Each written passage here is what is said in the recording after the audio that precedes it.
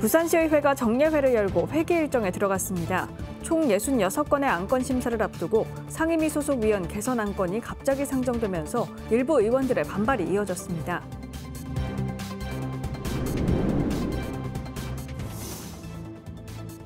지난해 부산은 최고 기온과 폭염, 열대야 일수 모두 최고치를 기록했습니다. 기상청은 올여름에도 폭염이 기승을 부릴 것으로 내다봤습니다.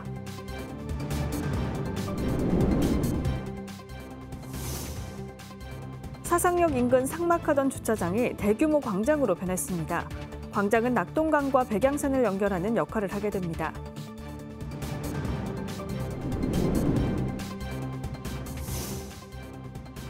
국책사업인 가덕도 신공항 건설 사업이 본격적인 보상 단계에 들어갔습니다.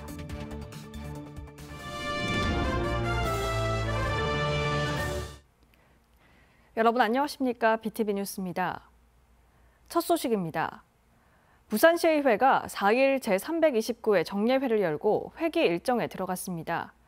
이번 회기에서는 조례안과 예산안 등 총 66건의 안건을 심사할 예정인데요. 안건 심사를 앞두고 상임위 소속 위원 개선 안건이 갑자기 상정되면서 일부 의원들의 반발이 이어졌습니다. 김윤정 기자의 보도입니다. 부산시의회가 제329회 정례회를 열고 16일간의 일정에 돌입했습니다. 조례안 43건과 동의안 12건, 예산안 3건 등 총 66건의 안건이 심사 대상입니다. 핵심은 부산시와 시교육청의 2025년도 2회 추경 예산안입니다. 시의회는 예산의 신속 집행으로 민생 부담을 덜겠다는 입장입니다. 박형준 시장은 지역경제 활력 회복과 시민복지와 교통 편의 등에 쓰겠다며 총 5,664억 원의 추경안 편성을 계획했습니다. 먼저 민생경제 활력 회복 및 미래 성장 동력 확보를 위해 851억 원을 편성했습니다.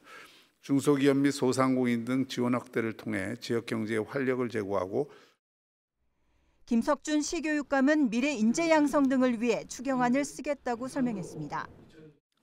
총 예산 규모는 기정 예산 대비 1,699억 원이 증가한 5조 5,050억 원입니다. 이에 5일부터 12일까지는 상임위 심사, 13일부터는 예산결산특위 종합심사를 바로 앞두고 있습니다. 하지만 상임위 소속 의원 개선안이 갑자기 본회의에 상정됐다며 일부 의원들이 반발했습니다. 세 사람이, 한 지역구에 있는 세 사람이 같이 또 중복이 또 됩니다. 그래서 이걸 좀 더 심사숙고해서 시간을 가지고 심사숙고해서 인사를 했으면 하는 그런 뜻이어서 향후 논의가 필요해 보입니다. 이 밖에 어린이대공원의 공중 화장실 실태와 10년 넘게 배수장 창고에 방치되고 있는 영도대교 철거 구조물 관리 등 시의원 10명의 5분 발언도 이어졌습니다. 이번 부산시와 시교육청의 2차 추경 예산안은 오는 19일 열릴 본회의에서 최종 의결할 예정입니다. BTV 뉴스 김윤정입니다. 지난해 부산은 최고 기온과 폭염 일수, 열대야 일수가 기상 관측 이래 최고치를 기록해 가장 더운 해로 기록됐는데요. 올여름에도 폭염이 기승을 부릴 전망입니다. 박재한 기자가 여름철 기상 전망을 알아봤습니다. 부산 기상청이 6월부터 8월까지 기상 전망을 내놨습니다. 6월 기온은 평년보다 대체로 높고 7월과 8월에는 평년보다 높을 것으로 예측됐습니다. 여름철 부산 지역의 강수량은 평년과 비슷할 것이라는 전망입니다. 봄철 동안 열대 서태평양, 인도양의 해수면 온도가 평년보다 높게 유지되었고 유럽 지역의 눈덮임과 북극 해빙이 평년보다 적은 상황으로 우리나라 부근의 고기압성 순환이 강화되어 기온이 상승할 가능성이 있습니다. 다만 6월은 중국 북동부 지역 적은 눈덮임의 영향으로 우리나라 부근의 저기압성 순환이 형성될 경우에는 기온이 하강할 가능성도 있습니다. 우리나라에 영향을 주는 태풍은 평년 여름철 평균치인 2.5개 수준으로 전망됩니다. 지난해 우리나라에 영향을 준 태풍은 모두 2개였지만 7년 만에 한반도에 태풍이 상륙하지 않은 해로도 기록됐습니다. 태풍은 북태평양 고기압의 위치에 따라 이동 경로가 달라지는데 올 여름 동안 대만 부근 해상이나 일본 남동쪽 해상으로 이동하는 경향으로 예측되고 있습니다. 하지만 북태평양 고기압의 가장자리가 한반도 남쪽에 위치하는 경우에는 한반도로 북상하여 영향을 줄 가능성도 있어 피해에 대비하셔야겠습니다. 극한 호우 대응에도 나섭니다. 부산기상청은 올해부터 시간당 강수량이 50mm를 넘거나 3시간 동안 90mm의 강수를 기록한 경우 동 단위로 긴급 재난 문자를 발송하기로 했습니다. BTV 뉴스 박지한입니다. 사상역 일대에 대규모 광장이 문을 엽니다. 오랫동안 주차장이던 공간이 탁 트인 광장으로 조성됐는데요. 교통 요충지 한가운데에서 녹색 도시의 사상을 만드는 고리 역할을 하게 됩니다. 장동원 기자입니다. 서부터미널 인근 경부선 사상역 앞입니다. 삭막하던 주차장이 밝고 넓은 광장으로 변했습니다. 13,500제곱미터 면적에 18,000여 그루 수목이 식재됐고 가로수 산책로와 잔디광장, 바닥분수와 야외 공연장이 만들어졌습니다. 야간 경관 조명도 설치돼 각종 공연과 플리마켓 등 다양한 행사들이 열릴 계획입니다. 사상역이 이제 유동인구가 가장 많고 지금 뭐 상업 지역도 되게 활성화돼 있지 않습니까? 문화를 접목해서 이제 조금 활성화시킬 수 있는 주요 핵심 시설이 되는 거죠. 또 철도를 비롯해 경전철과 고속버스가 오가고 있고 앞으로는 부전 마산선과 사상 하단선 도시철도가 이곳을 지나게 돼 더 많은 유동인구가 예상됩니다. 한편 사상 그린 광장은 백양산과 낙동강변을 연결하는 역할을 하게 됩니다. 사상구는 올해 개청 30주년을 맞아 회색 공단 지역에서 녹색 정원 도시로의 전환을 선포했습니다. 낙동강에는 지방정원 지정돼 있고 또 백양산에는 국립자연휴양림도 조성돼 있고 또 이 일대는 우리 대표적으로 사상 그린광장이 지금 준공을 앞두고 있고 또 그린카페 조성이 되면 사상이 그린의 도시로 바뀔 것 같습니다. 광장로 그린카펫 사업은 사상 그린광장과 연결되는 700m 구간에 공영주차장을 옮기고 녹지를 확장하는 것으로 2026년 준공될 예정입니다. 또 백양산에는 2027년 개장을 목표로 국립자연휴양림이 조성되고 있습니다. BTV 뉴스 장동원입니다. 국책사업인 가덕도 신공항 건설 사업이 본격적인 보상 단계에 들어갔습니다. 부산시는 토지와 지작물에 대한 손실보상 협의를 시작으로 올해 안에 보상 절차를 마무리하겠다는 계획인데요. 하지만 사업이 순탄치 않을 것으로 보입니다. 김윤정 기자의 보도입니다. 부산 강서구 가덕도 일대 가덕 신공항 예정 부지에 대한 손실보상 협의가 본격 시작됩니다. 부산시는 5일부터 가덕 신공항 예정지 내 육지 지역 보상부터 먼저 진행합니다. 보상 대상은 토지 668필지 37만 9천 제곱미터, 건축물 450건을 포함한 지작물 등입니다. 이는 소유자 입회하에 세계감정평가법인이 합동으로 지난해 9월 말부터 올해 4월까지 감정평가를 진행했고 소유자와 관계인들에게 개별적으로 우편 통지를 완료했습니다. 보상협의는 주민이 현장에서 편리하게 소통할 수 있도록 3곳에서 진행합니다. 시청 신공항사업지원단 사무실과 가덕도 내 가덕도동 행정복지센터, 옛 청가초등학교 대항분교에 마련된 가덕도 신공항 현장지원센터입니다. 부산시는 이번 보상협의가 원활하게 마무리되면 또 다른 축인 어업권 보상도 추진해 사업 속도에 탄력을 붙일 전망이었습니다. 하지만 최근 핵심 부지 조성공사의 수의계약 우선 협상 대상자였던 현대건설이 사업 참여를 전격 포기하면서 사업 일정 전반에 차질이 불가피해졌습니다. 가덕도 신공항 사업이 사실상 새 정부 사업으로 넘어가면서 2029년 개항 목표에도 영향을 미칠 수 있다는 우려가 나옵니다. BTV 뉴스 김윤정입니다. 마을에 아이들이 줄어들면서 문을 닫는 어린이집이 늘어나고 있습니다. 북구는 비어있는 이런 어린이집을 주민들을 위한 시설로 탈바꿈시키고 있는데요.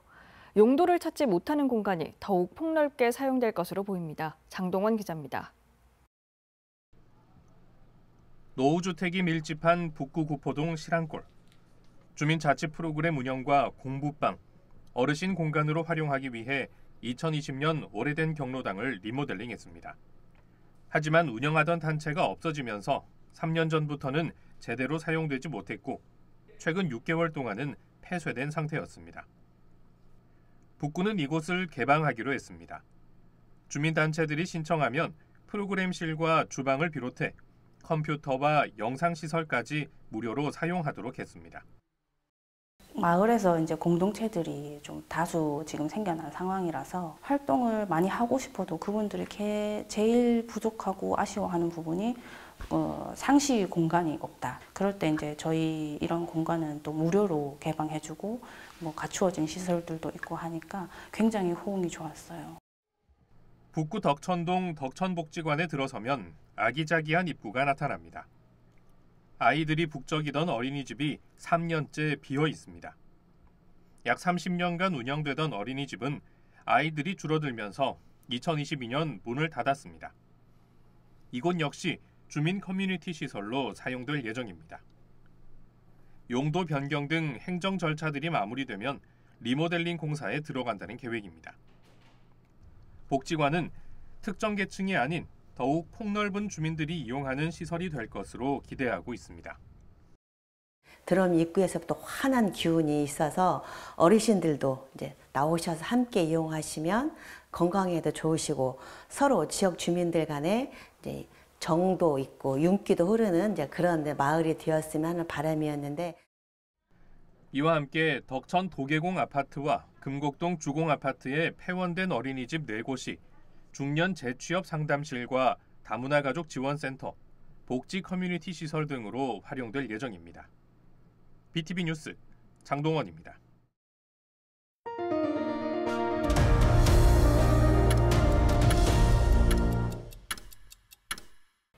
부산 수영구에서 음식점 주인들을 상대로 공무원을 사칭한 사기 미수 사건이 잇따라 발생해 주의가 요구되고 있습니다. 수영구에 따르면 최근 지역 7개 음식점에서 공무원을 사칭해 전화로 단체 회식을 예약한 뒤 350만 원 상당의 와인을 준비해달라며 대리 결제를 유도한 것으로 전해졌습니다. 다행히 이를 수상하게 여긴 업주들이 구청에 확인 전화를 해 피해는 발생하지 않았습니다. 수영구는 경찰에 수사를 의뢰하는 한편 구민을 대상으로 안전문자를 발송했습니다. 부산 남구는 오는 10일부터 19일까지 재단법인 부산남구문화재단의 임원을 공개 모집합니다. 모집 예정인 임원은 대표이사 1명, 비상임이사 8명, 비상임감사 1명 등 모두 10명으로 임기는 임명일로부터 2년이고 1회만 연임할 수 있습니다. 임원에 대한 자격 기준과 결격 사유, 제출 서류 등의 자세한 사항은 남구청 홈페이지 또는 문화예술과 문화예술팀을 통해 확인할 수 있습니다.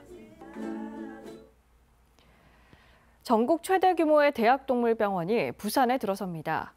그동안 반려동물의 중증 질병 치료를 위해 타 지역 대형 전문 의료기관을 이용해야 했던 부울경 주민들의 불편이 해소될지 기대를 모으고 있습니다. 박재한 기자입니다. 부산 남구의 대학동물병원이 들어섭니다. 경상국립대 동물병원은 13,000여 제곱미터 부지에 지하 1층, 지상 4층 규모로 응급진료와 영상의학 등 진료시설과 학생들의 교육과 실습시설 등이 들어섭니다. 서울대학교 동물병원의 1.6배로 전국 최대 규모가 될 전망입니다. 부산시에 따르면 개나 고양이를 키우는 가구는 모두 48만여 가구로 시 전체의 30%에 해당됩니다. 대학동물병원 건립은 동명대가 부지를 기부 체납하고 경상국립대는 동물병원 건립과 운영을, 부산시는 행정 지원과 정책 개발을 맡습니다.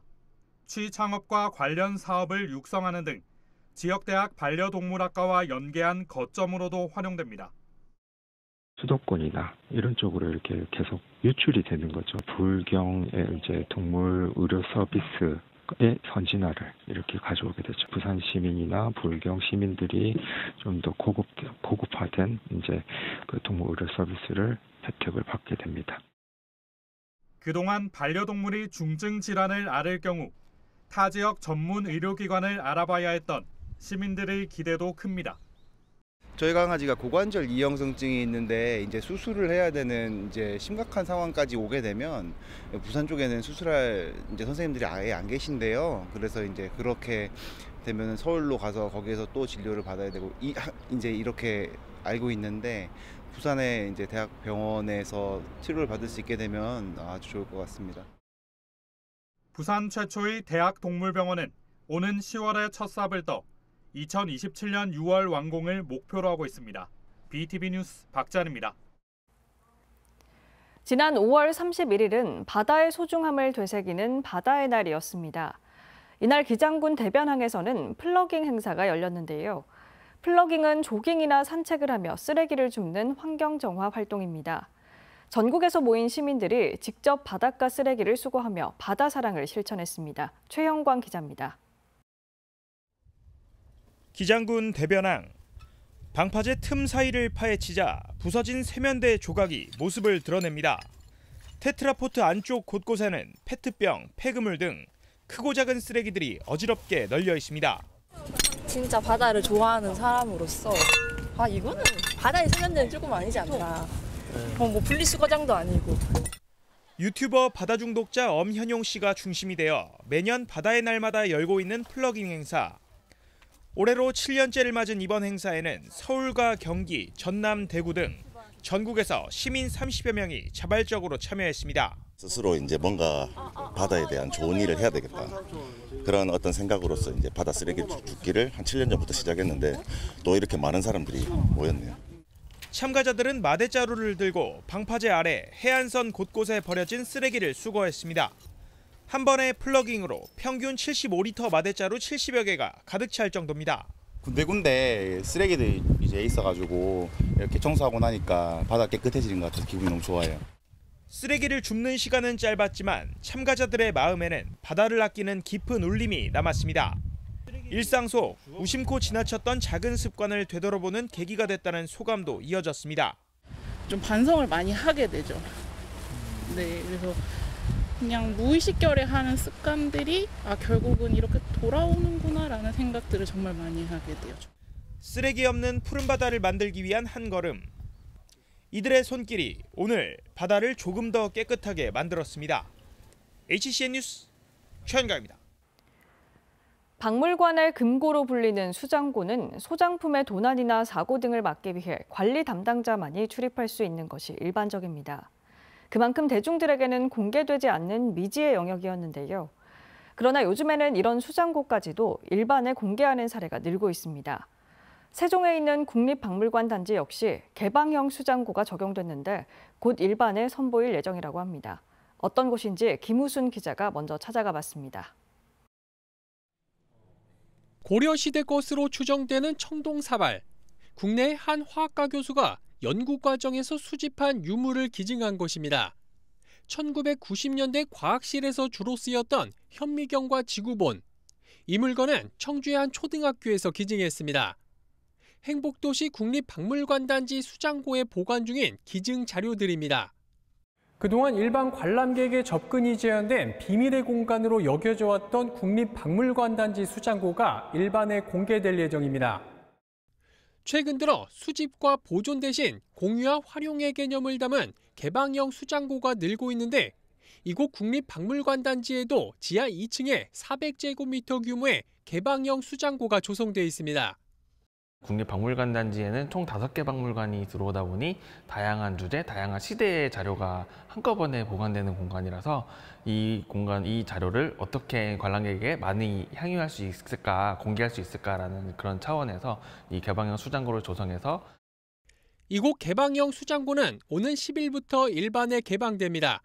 별도의 예약 없이 평일 오전 10시부터 11시 30분까지 그리고 오후 2시부터 4시까지 모두 2차례에 걸쳐 자유롭게 관람할 수 있습니다. 소장고의 기능과 역할뿐만 아니라 자료의 관리 보존 과정을 한눈에 알 수 있고 실제 수장 환경과 유사한 전시 공간을 관람할 수 있습니다. 수장고가 어떤 기능을 하고 있고 어떠한 사람들이 어떻게 이 수장고 안에서 업무를 하고 있는지도 파악할 수 있고 박물관의 그 기능을 더 확장해서 체험할 수 있다는 그런 거를 저희는 기대를 하고 있습니다.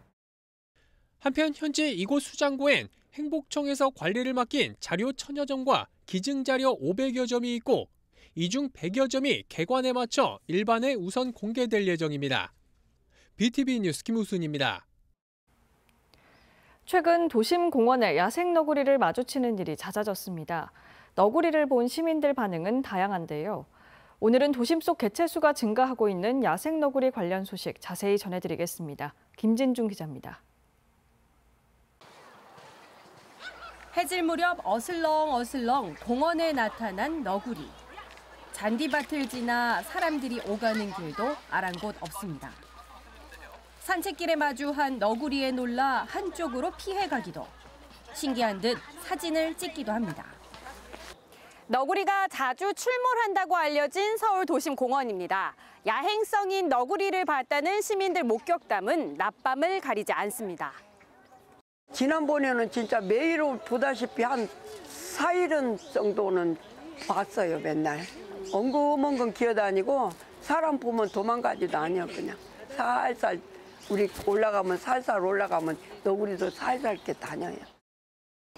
개가 비슷하게 생기는데 지금 입이 좀 뾰족하고 털이 좀 길고 거칠고 공격성이 이렇게 뭐 덤벼들지도 않고 순하게 생겼어요. 도심에서 관찰되는 너구리 수는 늘고 있습니다. 연간 구조 건수만 살펴봐도 2022년 63건에서 지난해 117건으로 2배 가까이 증가했습니다. 근 몇 년 사이 양천, 강서, 도봉구 등 서울시 전역으로 너구리 출몰 지역은 확산하고 있습니다. 이제는 피할 수 없는 현실이 된 야생동물과의 공존. 너구리는 객과동물로 광견병, 개홍역 바이러스 등 세균성 질환에 걸릴 수 있고 병원체를 전파할 수 있습니다. 서울시는 야생동물에게 먹이 주지 않기, 가까이 다가가지 않기, 자극 주지 않기 같은 거리 두기 실천을 당부했습니다. BTV 뉴스 김진중입니다.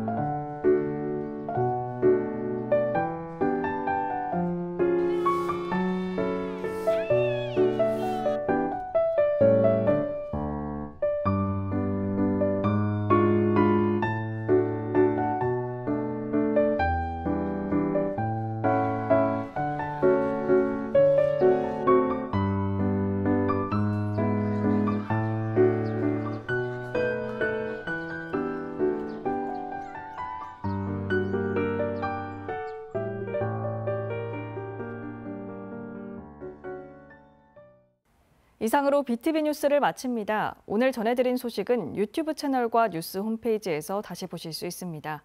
시청자에게 힘이 되는 뉴스로 다시 찾아뵙겠습니다. 고맙습니다. 채널 BTV